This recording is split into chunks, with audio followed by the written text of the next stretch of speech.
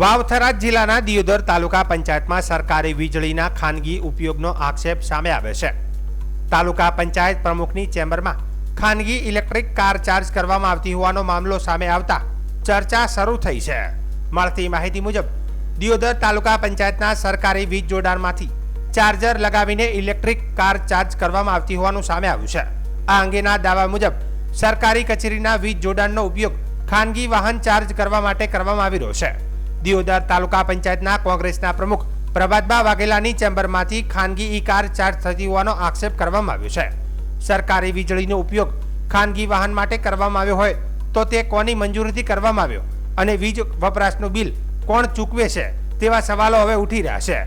સરકારી કચેરીના વીજ જોડાણનો ખાનગી ઉપયોગ નિયમસર મંજૂર છે કે કેમ અને આ મામલે કોઈ સત્તાવાર મંજૂરી લેવામાં આવી છે કે નહીં તે અંગે પણ તપાસની માંગ ઉઠી છે।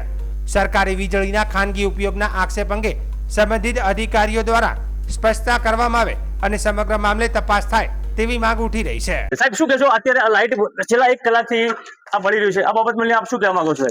ભાઈ અત્યારે હું તાલીમમાં હતો, બરોબર? આ કોણે લગાવીને હું તપાસ કરું છું, જેને લગાવીને દંડ કરીને સરકારી કાર્યવાહી કરું છું।